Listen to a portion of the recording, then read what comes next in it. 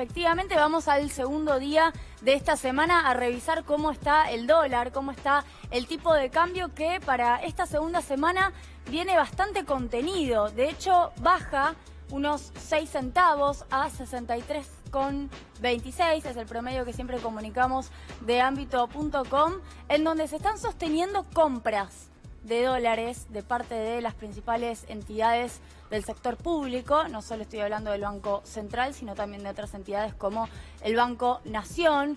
Ahora se empieza a jugar, al menos si el cepo sigue a este nivel, sigue siendo un super cepo en donde hay posibilidades de darse el gusto y comprar en lugar de vender. Estoy hablando de las entidades oficiales. Bueno, si hay posibilidad de que el tipo de cambio mantenga este nivel en términos reales, porque finalmente la discusión es si no está atrasado, porque los 60 pesos, claro que son dañinos para el bolsillo por lo que generaron en materia de inflación, por lo que todavía están impactando.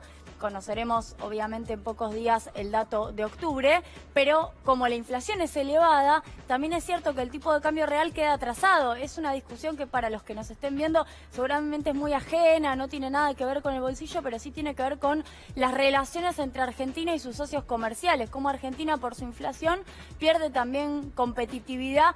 Obviamente solo mirándola en términos cambiarios, la competitividad es bastante más amplia que el tipo de cambio. Y ya se está hablando de qué tipo de cambio va a recibir el 10 de diciembre Alberto Fernández, porque tampoco quieren que baje.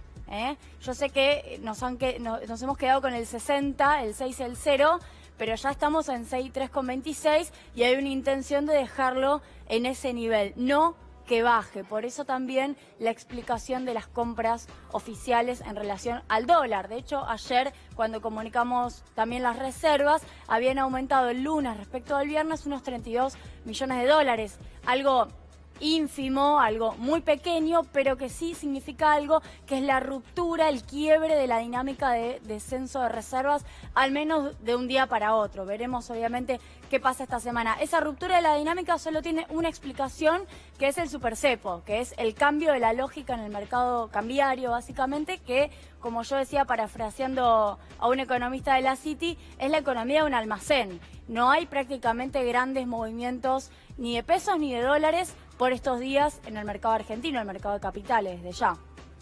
Vamos al monotributo. Hay un anuncio de la actualización de lo que tiene que ver con las escalas a partir de enero 2020. Es un dato altamente relevante considerando que hay una porción cada vez mayor de trabajadores y trabajadoras que facturan, es decir, que no son asalariados o están en relación de dependencia.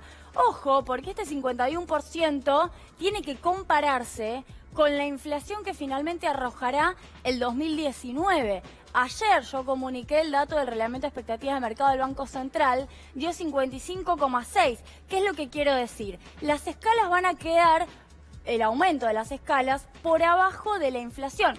Entre otras cosas, ¿saben por qué? Porque se rigen por la variación de la fórmula del esquema previsional, que es 70% inflación, 30% salarios. Como los salarios pierden, el monotributo aumenta también por debajo de la inflación. Entonces, para no pasar a ser autónomo, que es obviamente una categoría en donde se pagan más impuestos, más o menos se calcula que van a estar en el tope en 144.000 pesos de facturación mensual, que ya muchos están criticando por muy bajo, y es muy fácil pasar a la categoría, en realidad al distinto régimen que es el régimen autónomo. Así que atención, sobre todo profesionales, para tener en cuenta las escalas de facturación del monotributo. Hay mucha gente que está pasándose velozmente y, considerando la inflación, no es tan ilógico.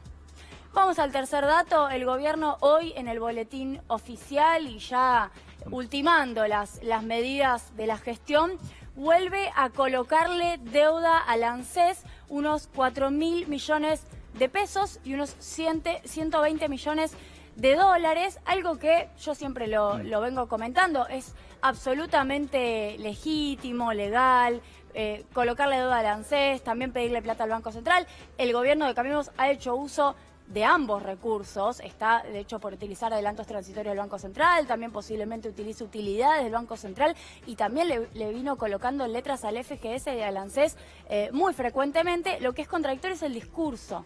es un discurso que sostuvo, sobre todo en la última etapa del gobierno anterior, que estaba mal financiarse con la ANSES, que estaba mal financiarse con el Banco Central, y es lo que, bueno, están haciendo incluso terminando el mandato, básicamente, ¿por qué? Porque no se llega con la financiación de los pesos y de los dólares.